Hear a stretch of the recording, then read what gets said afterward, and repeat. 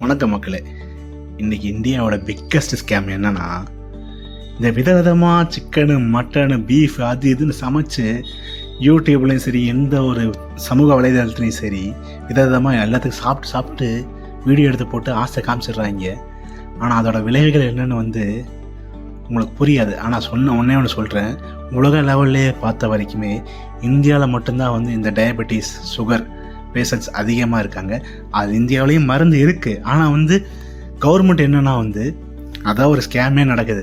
Government என்னன்னா அந்த டயபெட்டிஸ்க்கான உண்மையான மருந்து வெளியே விடுறதே கிடையாது. இது எப்படின்னா, உலக லெவலில் டயபெட்டிஸ்க்கு அதிகமாக போகும்போது இது சம்பாதிக்கிற மாதிரி பார்த்துக்காங்க. இது காசு நிறையா வருது, இந்த கேஸில் தான் அதிகமாக வருதுன்னு பார்க்குறாங்க. உண்மையாகவே யாருமே பாரம்பரிய உணவுகளை எடுத்துக்கிறதே கிடையாது. இந்த கம்மங்கூழ், ராகி களி, தயிர், பழைய சாப்பாடு, இதில் இல்லாத புரத சத்து எதுலேயுமே கிடையாது.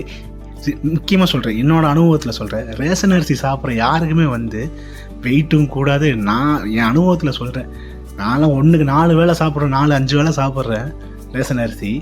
என் உடம்பு நல்லா ஏற்றுக்க, வெயிட்டும் ஏறவே மாட்டேங்குது, நல்லா வெளிப்போக்க போகுது. இதுதான் உண்மையான ரீசனே. ஏன்னா சரிம்மா, இப்போ இருக்கிற இதில் சொல்கிறேன், உண்மையாக பழைய சாப்பாடுக்கு இந்த பாரம்பரிய உணவுக்கு இருக்கிற சக்தி எதுலேயுமே கிடையாது. நல்லா புரிஞ்சுக்கங்க.